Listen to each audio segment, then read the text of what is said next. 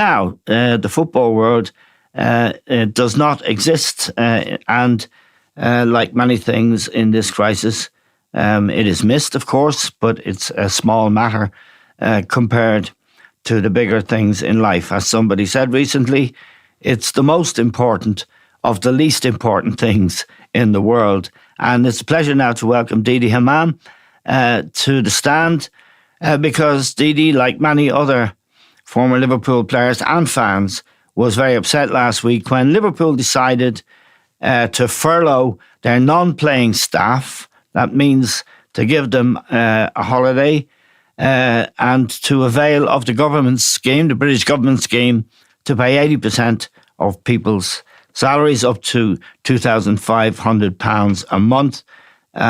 Didi was very critical of that. Didi, you're not the only one. Jamie Carragher and the group called the Spirit of Shankly also were very critical of Fenway Sports for doing that. They have reversed the decision, I imagine, because of your criticism and the criticism of many others.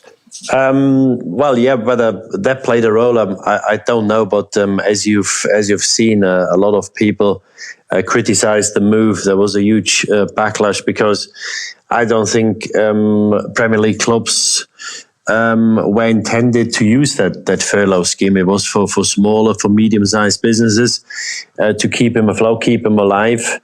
And not for a Premier League club that turns over £500 million a year and just announced last month that they made over £40 million of profit. So I don't think it was in the spirit of Liverpool. You know, the way I got to know them, the morals and the values always were to look after one another. And I thought it was a selfish move. That's why I voiced my concern and my criticism.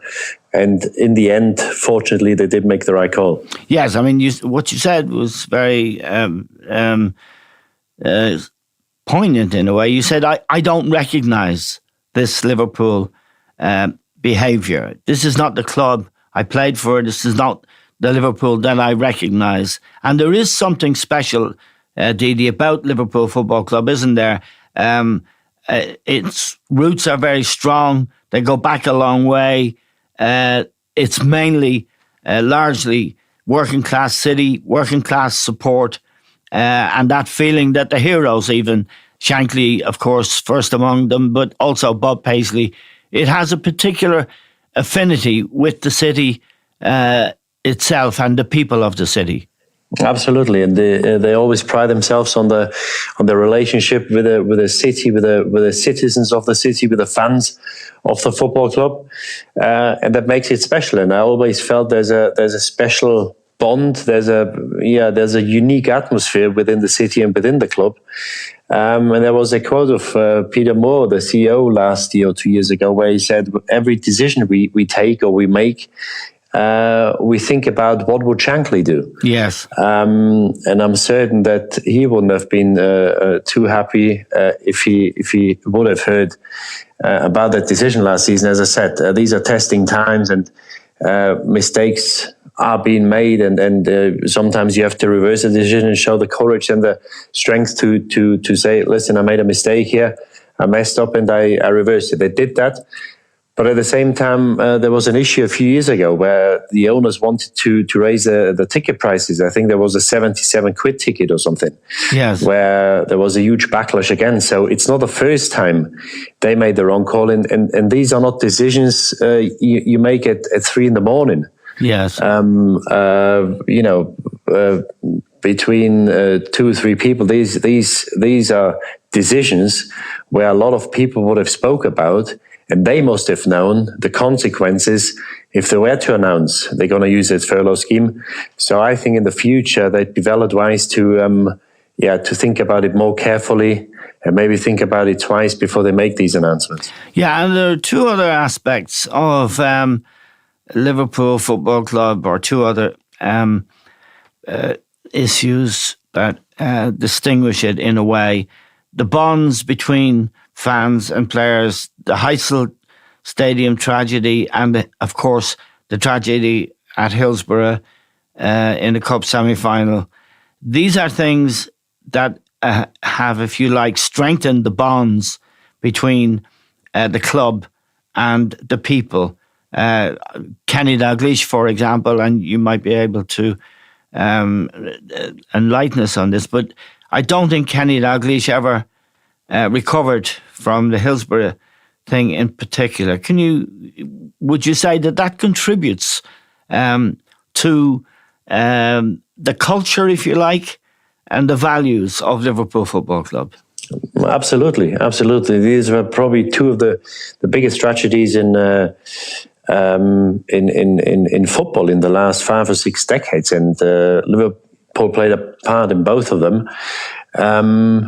And I think it brought people closer together. Obviously, it was very tragic what happened in '85, where a lot of Italian fans lost their lives, and then 4 years later, in '89, when 96 people went to Hillsborough and never come back. And I think Kenny at the time, who was the manager, I think he went to a lot of the funerals. He did, yeah, every one of them, yes. Yes, and these.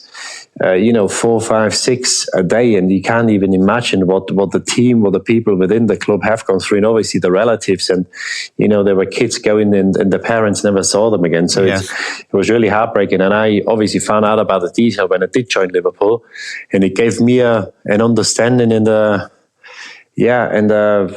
sense of what this club is all about. And I've got to say, I didn't know. Obviously, I knew about Hillsborough before I went to Liverpool, but I only found out about the depth of it all when I did join them. And once I attended one of the Hillsborough memorials, it gave me a better understanding of the club. And this is why there was always a terrific bond between the people, the fans, and you always felt that the whole city's pulling together, whether red or blue. Yes. If there's something going wrong, the whole city pulls together, and this is why I was so surprised and astonished when they did make their call, because it wasn't how people think in Liverpool. It wasn't how a Liverpool fan or an Everton fan, for that matter, would think. So I think this is why they've got such a great understanding of the football club and such a great bond.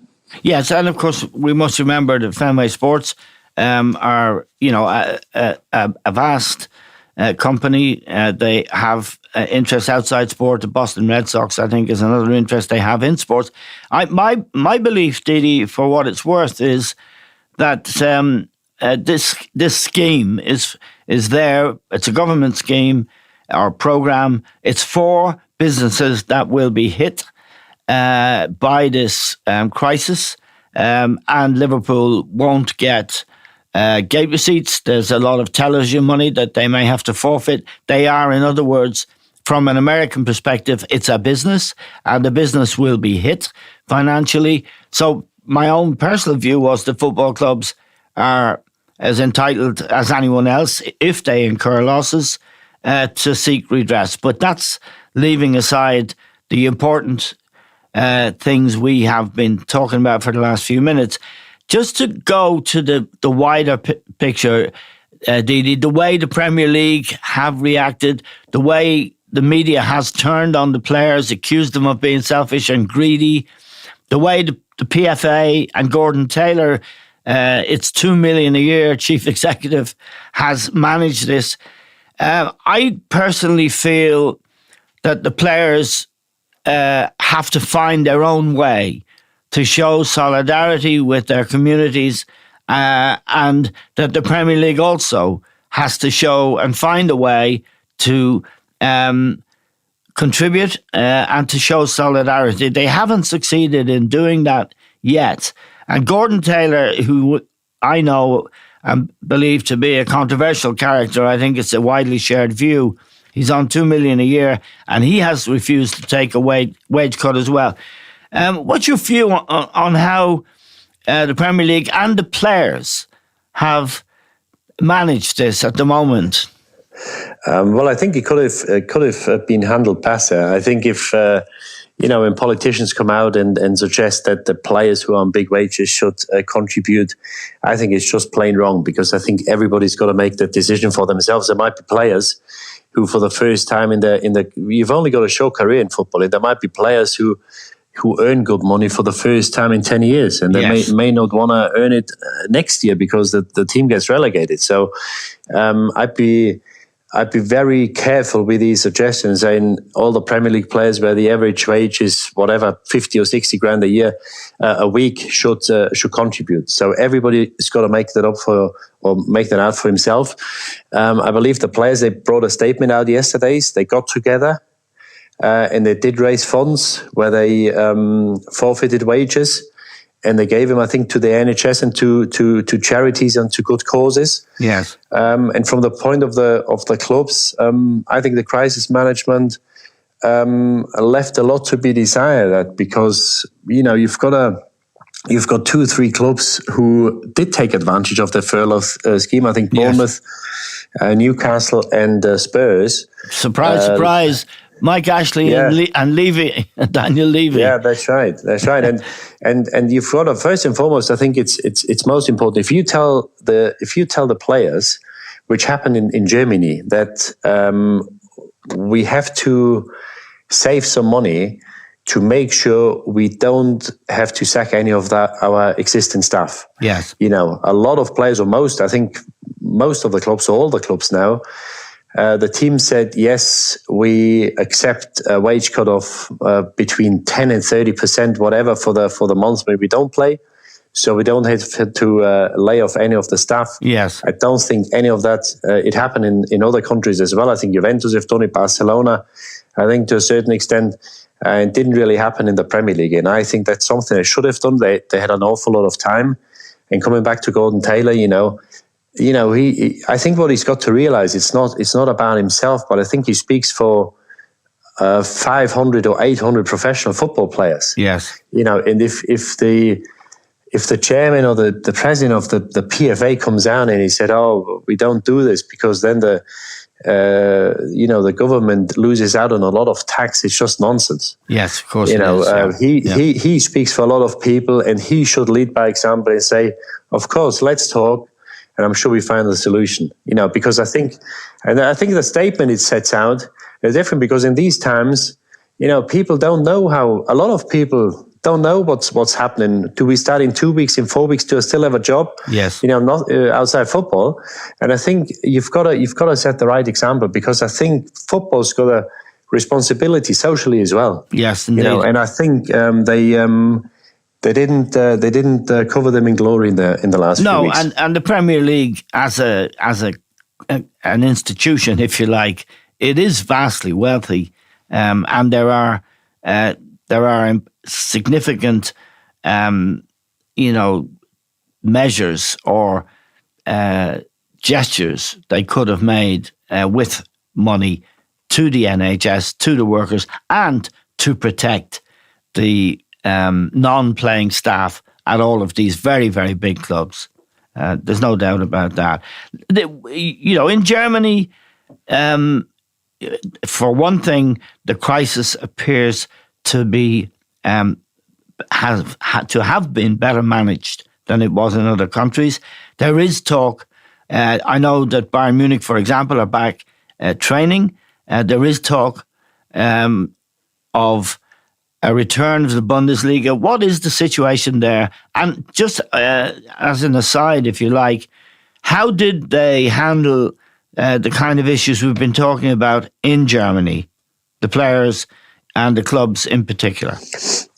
So first of all, the clubs, most of them are back in training. That's right. So we were the first ones to put probably the most drastic measures in. So I think for the last 3 weeks now, people are very disciplined and hardly anybody's leaving the house. So we keep the social distance in most of the shops, apart from the essential ones, are closed, and there's not much going on the streets, even though the weather is nice.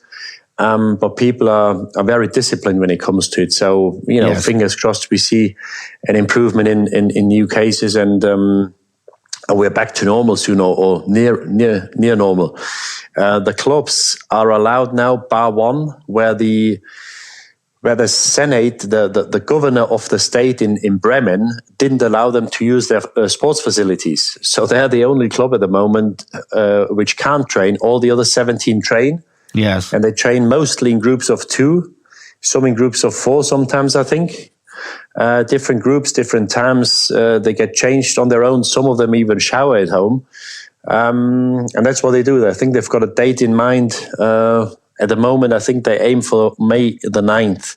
Yes. Whether that's going to happen remains to be seen. Would that be behind closed doors, Didi? Yeah. This season, I think it won't be possible to play with a crowd this season. And some of the experts even say early next season, or maybe till the end of the year. Yes. It may not be possible. So there may be solely behind closed doors. But the matter of fact is that the DFL, which is the German Premier League, every club had to say where they stand financially. And their chairman came out the other day and said 13 out of the 36 Bundesliga 1 and 2 clubs would be in deep financial trouble if we went to finish the season. Yes. Meaning there's a chance they could even go out of business. So it's essential they do finish it because they need the TV money. Yes. This is how reliable they are these days. But, it's the way it is. And when it comes to sacrificing wages, I spoke to a couple of people in charge myself, director of sporting directors. They spoke to some of the players of their team, and they said, listen, this is what we've got to do. We've got to raise a certain amount of money not to lay off any employees. Yes. Me as a director of football, all the coaches, the coaching staff, they contribute as well. And they gave that information to the rest of the team. And they came back and said, fine, we do it. We don't want anybody to lose their jobs. Yes. So that sense of solidarity, I'm not saying it's stronger here than it is in England, but obviously the clubs are structured differently. We've got that 50+1 rule where the club always holds the majority of the shares. Yeah. Yeah. There's not one billionaire owner from somewhere which you may not have seen ever because he's never there. So the structure is a bit different. And I think I don't think it was too hard a job for these director of footballs to lay to the players to say, listen, you've got to sacrifice a certain amount of money because otherwise people will lose their jobs. Yeah, I mean, it's the 50+1 means also that fans can effectively own the club, or at least you keep out the sort of people from, as you say, billionaires or governments in the case of Manchester City and PSG.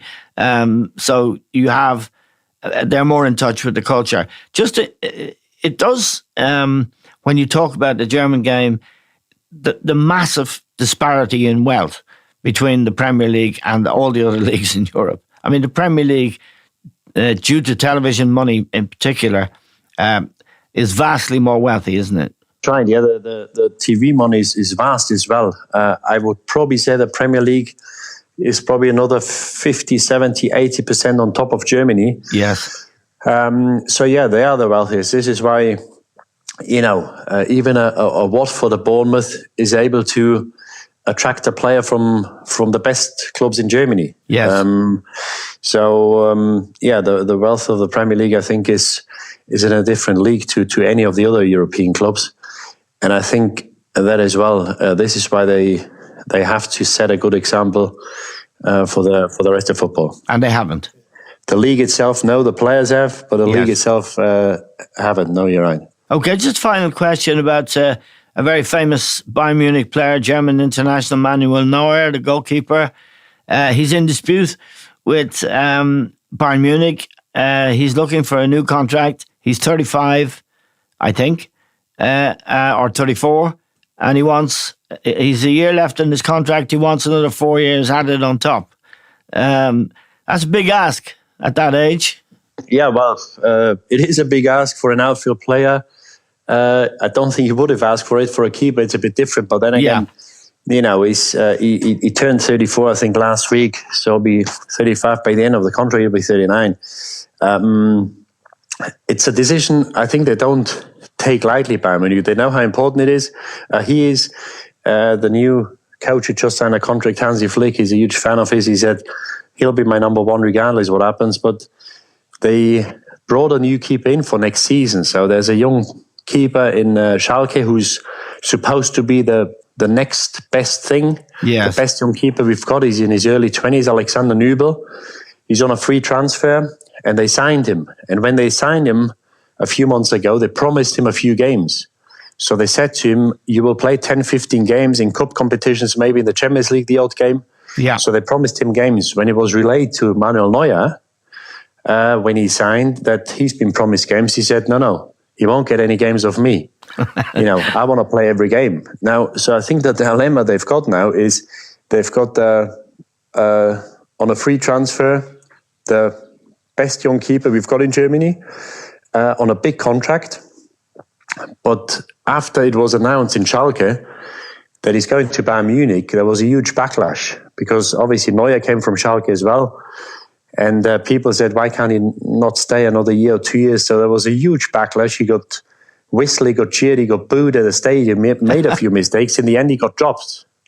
Now he's not. When the season was stopped a few weeks ago, he wasn't in goal. Okay. Alexander Nübel. So I think the dilemma Bayern Munich got now, if Neuer were to decide that he wants to leave, whatever happens, which I don't think will happen, then I think they have to think maybe to bring in another keeper, because they've got a number 2 now. They bring Alexander Nübel in, but he's not playing at the moment. So there's a question mark, can he be in goal for Bayern Munich next season or in 2 seasons? So it put Neuer in a strong position, and I think he uses it. I think in the end, he will probably sign, well, they offered him 2, he wants 4 on top. They probably agree on 3, which is probably just about okay because his form has been outstanding in recent months. Okay, a final question, Didi. Your former club, one of your former clubs, Liverpool, knocked out of Champions League. Another of your former clubs, Bayern Munich, you said to me earlier in the year, you gave them a chance. That chance must be bigger now, mustn't it? They were very impressive in their games against the English teams, Spurs and Chelsea.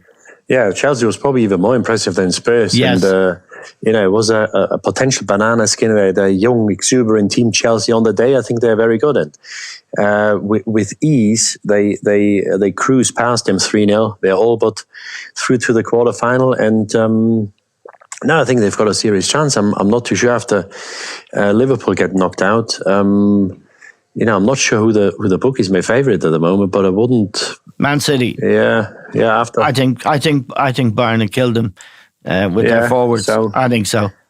So they'd probably be second or third favourites, and that's another one of your clubs. All your former clubs are flying. That's right. I wouldn't argue with that. And City, with all that doubts and question mark about what's happening next season, whether they're allowed to play. Yes. You need to see how they handle that. But I think if we were to finish the season behind closed doors, I think we see some freak results. Okay. I think that's I think from a player's point of view, it's not an easy thing to do. Now you can say, well, if you play 9 or 10 games till the end of the season, you can get used to it. But I'm not too sure whether you can get used to it because it is different. It feels like a practice match. And I wouldn't be surprised if we see some freak results. That's why, Bayern Munich will have a chance, but I probably give everybody who's left in the competition in the last 8. I will probably, under these circumstances, I'll probably give everybody a chance. Okay, yeah, that's really interesting. I must say, Didi, I played in some practice matches that were wicked and nasty, but I'm sure you did as well. We all did, great. yeah. It's great to talk to you, Didi Hamann, great Liverpool player now, great analyst and a German.